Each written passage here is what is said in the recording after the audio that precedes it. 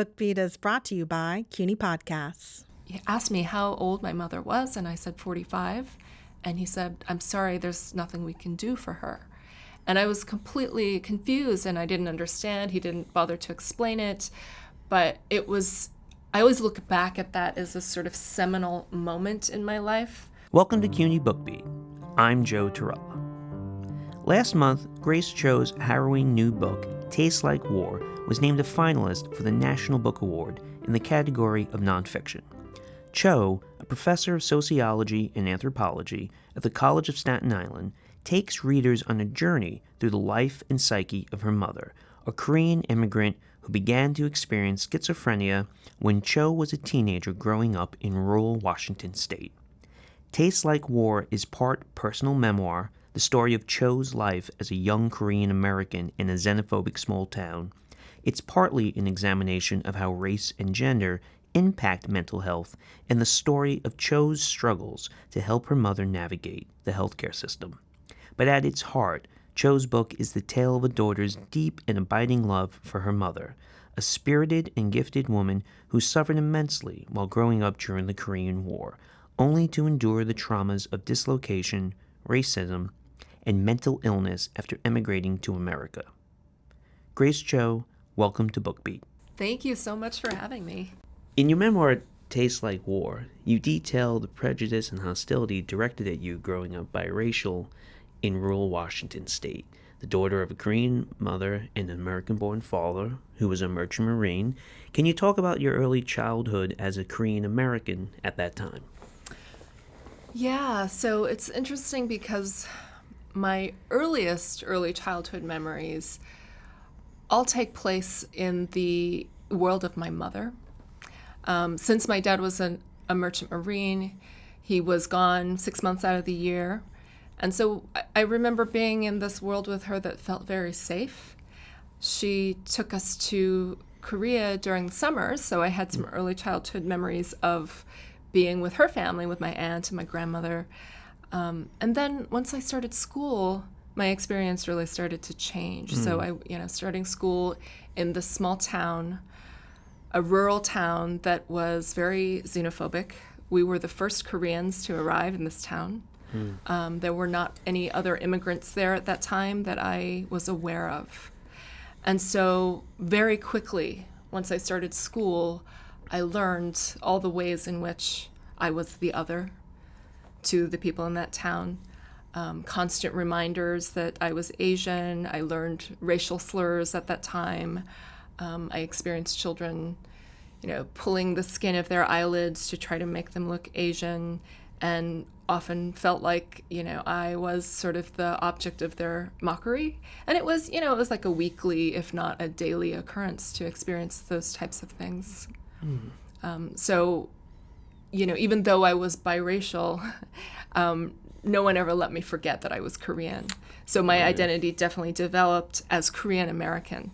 And I had a really strong Korean American identity prior to starting school. And then once I started school, it started to feel like that was something shameful to be Korean American. Your mother grew up during the Korean War and had an extraordinarily difficult life, a life that she didn't or perhaps couldn't talk about much. And that's an important part of the book's narrative, you uncovering the various fragments of your mother's life before she came to America. Can you recount what her life was like in Korea for us? Yeah, I think the first thing I should mention is that she was not born in Korea. She was born in Japan under Japanese colonial rule. She was born in 1941. I don't know exactly the conditions under which her parents or her mother were in Japan. I only know that that's where she was born. So based on the research that I've done, I can only guess that it was under some sort of condition of forced labor, because that was the most common experience for Koreans at that time. And my mother's family is from a province in Korea that is very close to Japan. So that was the province from which they drew most of their laborers. And so in 1945, Koreans living in Japan returned to the Korean Peninsula because that's when Korea was liberated from Japan at the end of World War II. But, upon return to Korea was U.S. occupation in the southern part of Korea, where my family was from. A few years later, 5 years later, the Korean War started. And so that war, the active part of that war was from 1950 to 1953, when my mother was between the ages of 9 and 12. And it's interesting because there is this misconception that for civilians who were in the South, there was not a lot of destruction. But I'm not really sure where that idea comes from. I've even heard scholars say that. But in fact, that is not true. It was a very devastating war. 3 million civilians were killed during that war, which is 10% of the population of the peninsula. And while there was definitely more devastation in the north, so Pyongyang, for example, was 90% of it was destroyed. But in the south, there were also plenty of examples of entire towns or farms or schools that were bombed with napalm or other types of weapons. And later, I also uncovered, as I was doing my research, I did not hear this from my mom, I found out that the province where she grew up was the place in Korea that had the highest incidence of civilian massacres. And so she didn't really talk much about what had happened during the war, but I know that she witnessed some incredibly horrific things. And I also know that at least for a short time, she and her family were refugees during the war. One of the only stories she ever told me was about how she got lost. She was separated from her family during this mass migration of refugees and somehow ended up making it back to the family home and survived there she said, for 3 seasons, living off of the kimchi that my grandmother had buried in the backyard. So she had a couple of stories that really alerted me to the fact that her childhood in Korea was that of being a refugee. And then following the war, the country was so devastated that often the places that Korean civilians would go for survival, either to look for food or look for employment opportunities, were the American bases. And so by the early 1960s, a lot of young women were going to the bases to look for jobs as entertainers, sometimes as sex workers. And by the 1960s, which was the time when my mom was seeking employment there, the South Korean government had established a system of sex work exclusively for U.S. military personnel, which attracted, throughout the decades, up to 1 million women. So this was a statistic that comes from Catherine Moon's seminal book, Sex Among Allies. And so I don't know that many details about my mother's work life there, but I do know that she was one of those entertainment hostesses. That was the official title given by the Korean government, entertainment hostess, which often meant that they were selling drinks, providing some sort of entertainment, and then often, either officially or unofficially, also providing sexual labor to American troops. And now this is a history that is not widely known, I take it, about the Korean War. The Korean War is oftentimes still held up by the American political establishment as an example of, proper nation building as opposed to the Vietnam War. And while it's known, and you mentioned a few articles in the Times in the book about these women coming forward and suing, it's still not widely known. Is that correct? This whole other history, the history of the people who experienced the war, like your mother, Koreans, not the soldiers, not the political establishment, the people who experienced it, is not so widely known. Is that fair? No, it is not widely known. When I give talks about my research, I always find people in the audience who are very surprised or even shocked to hear about this history, sometimes in disbelief, because it runs so contrary to what the standard narrative is of U.S. involvement in Korea or U.S.-South Korea relations. Yeah, so it's definitely not very widely known. And even as I was doing my research for my first book, I found very little from a civilian perspective because most of what had been published at that time really was from a military perspective, a U.S. military perspective. Of course, I can't read in Korean, so I didn't have access to what was available there. But I did some archival research at the National Archives looking at old military documents, photos, things that had been declassified 40 years after the war. Right. And that's where you see the devastation the picture starts to fill in terms of what that war was actually like and how devastating it was. Right. And I guess I also just want to say that I really would like to disrupt that narrative right. that the U.S. brought democracy to South Korea because, democracy was not a gift given by the Americans, but it was something that South Korean civilians and often really young people like, teenagers fought for, and many of them lost their lives for it. So we have to rethink that narrative as well. I'm even hesitant to say this, but I think a lot of Americans, their general understanding of the Korean War is unfortunately through television sitcoms like MASH, and of course at that time MASH was considered this sort of way of challenging the narrative of the Vietnam War, which was going on, I think, when it first started. But unfortunately, it's just, that's what people see every week, and it's always on reruns.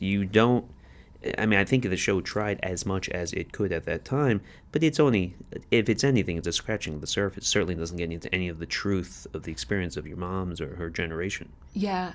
I have not rewatched MASH since I was a kid, so I don't really know it that well, but what I do remember about MASH is that you got the perspective of the American military, and I only remember the Korean characters sort of being there as props. And so, Very fair. I think it's taken generations for us to actually hear from, either people who survived that war or from their children, right. People of my generation who now have sort of carried the legacy of the trauma forward from their parents and are in a position to be able to speak about it or write about it, to offer up another perspective of it. Right. When you were a teen, your mother began to exhibit signs of mental illness, and you brought it to the attention of healthcare officials. They basically told you there's nothing they could do for her. And you're a teenager, you're a young child. Your mother's obviously not well, and you go to adults, and little to no help. And I just wonder if you talk about that, the way mental health was perceived then. Yeah, it was an incredibly confusing experience for me, and it was also, I guess it was maybe the third step I had taken. It wasn't really the first thing that I tried. First I tried helping her on my own in various ways, talking to other family members who had a hard time believing what I was saying, maybe because they didn't spend as much time with her as I did then. And so then I decided that I was going to go to the local mental health care center and talk to a counselor. And the counselor said, he asked me how old my mother was, and I said 45. And he said, "I'm sorry, there's nothing we can do for her." And I was completely confused, and I didn't understand. He didn't bother to explain it. But I always look back at that as a sort of seminal moment in my life.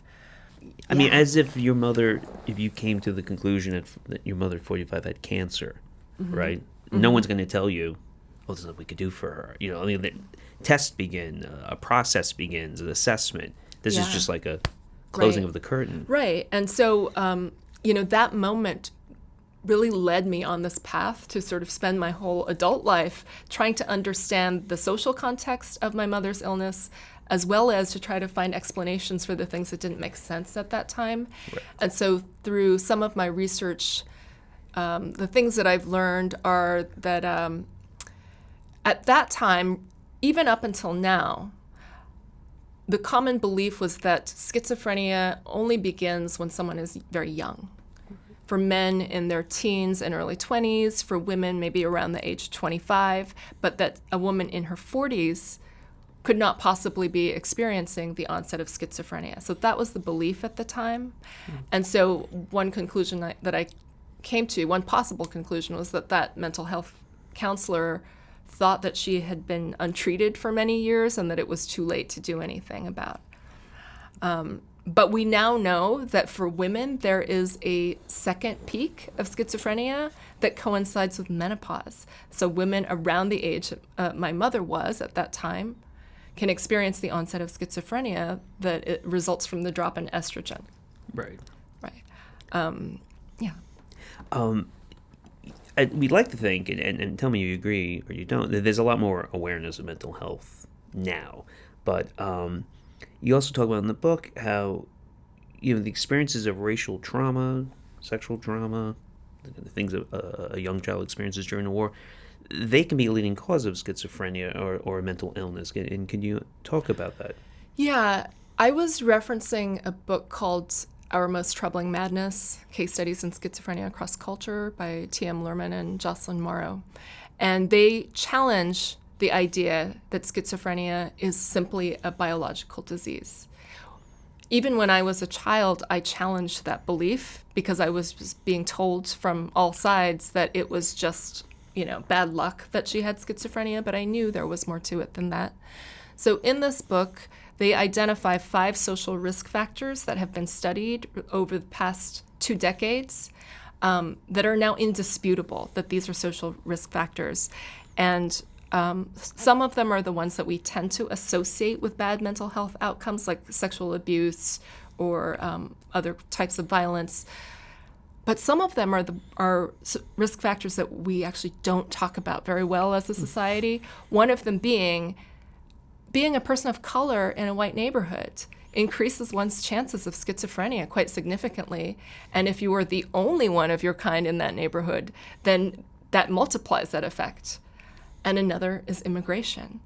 And so left out of all of our stories about what the immigrant experience is like in the U.S. or in any other country that brings in immigrants, we don't talk about the trauma that can lead to madness.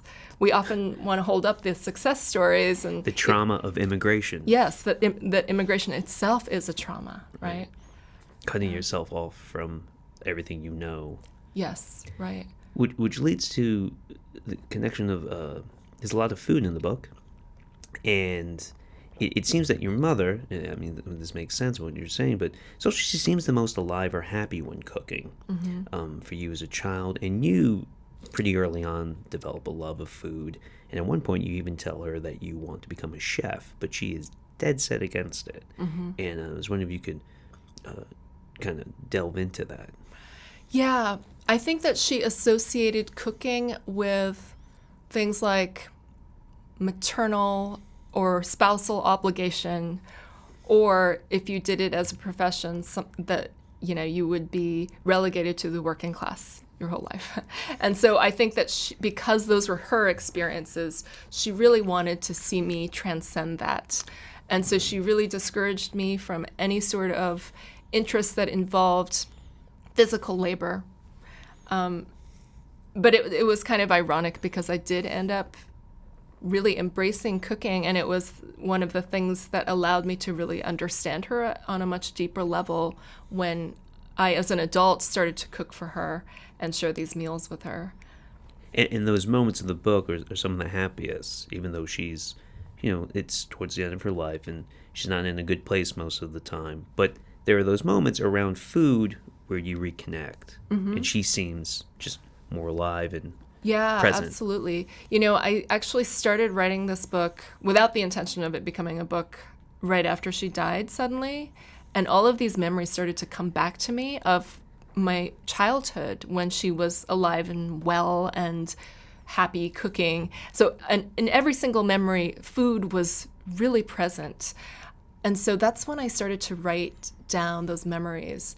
And I had all of these revelations about the meaning of food for her and how much that allowed her to survive many situations that were quite unbearable without that. And in terms of my cooking for her later in life, when she became unable to do it for herself, it's something that sort of opened up this door to the past. Because originally I was just cooking whatever I thought she might like to try, because she would not tell me what she wanted to eat. Sometimes she refused to eat when I first started cooking for her. But after a while, and when I say after a while, I mean after a few years, she started to ask me for Korean foods. Right. And they were not even the foods that I myself ate as a child. They were the foods that my grandmother used to cook for her. And so it was sort of this way of teaching me how to care for her in the way that her own mother did. Right. Yeah. So very regional dishes that are connected to her specific experience, not even something you'd find necessarily at a Korean restaurant. Yeah, I mean, it's regional, but also encapsulated by a time period, right? Because they were really old-fashioned dishes that you'll never see in a Korean restaurant today. Right. Or if you talk to young Koreans, they don't know what it is. They maybe have never heard of it. That's very interesting. There's a Korean word that you mentioned in the book, and you say it's untranslatable. Han, if I'm saying it correctly, which you describe as a knotted grief or an unresolved resentment against injustice. And it just seemed to me that the book is an attempt to, unknot that knot, and I was wondering if that's how you approach the project. Yeah, absolutely. I mean, when I said that moment sitting in the counselor's office where he told me, there's nothing you can do, that was the origin of that feeling for me, of really making the injustice concrete and also feeling this knot of emotion that just became more knotted over time as I started to understand more and more about my mother's circumstances and her life history. And so I think all of my work is really driven by this idea of trying to unknot the knot. But I guess I don't know that I want to completely unknot it. I think I want to loosen it because there's also a certain type of power in the emotional residues of Han. That I can find ways to use the grief or the anger and channel them into a creative force or a force for thinking about social justice. Right. I think that if I were completely free of it, it's hard to imagine what my purpose in life would be. So it fuels your sort of life's Absolutely. work. Yeah, and in one of the definitions of it, it's sort of described as the means to its own resolution. It's the feeling itself that drives you to try to resolve whatever the unaddressed issue is. Got it. Tastes Like War is one of 2 books by CUNY authors this year to receive a National Book Award nomination. How did you find out you were nominated, and how did it feel, and what do you think your mother would say if she were here? It was, I was in absolute disbelief when I heard the news. My publisher, my editor, and my publicist at Feminist Press contacted me to tell me that I was on the long list. And I just could not believe it because, I imagined that they probably would try to submit the book for some awards, but I didn't think it was going to be the big award, Right. one like this. So the possibility of it was just not even anywhere in my consciousness. So it was quite an amazing surprise, and it's just such an honor. I feel like that's an understatement. But, as far as what my mother would think about it, I think that for so much of her life, she really wanted to have an education. She really wanted to have opportunities to do something with her brilliance and creativity because she was a really brilliant person. And all of those opportunities were just foreclosed to her. So I think she invested a lot in me to try to sort of live vicariously through me in terms of gaining some sort of recognition. And so I think that she might feel that she's finally gotten that recognition. You teach at the College of Staten Island. You got your PhD at the Graduate Center. You did adjuncting work at Brooklyn College when you were a grad student.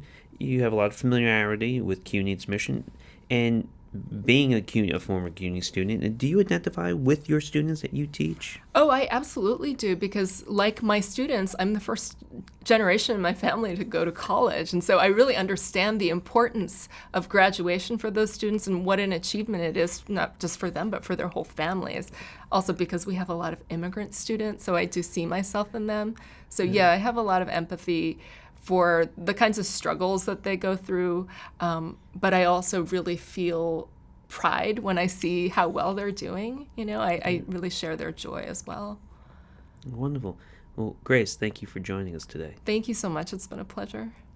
Grace Cho is one of 2 CUNY authors who are finalists for this year's National Book Awards. Brooklyn College alumnus Robert Jones Jr.'s The Prophets is a finalist in the fiction category. You can find my interview with Jones from earlier this year by visiting cuny.edu/bookbeat. The National Book Awards will be announced on November 17th. For more Bookbeat, visit CUNY Podcasts at cuny.edu/podcasts.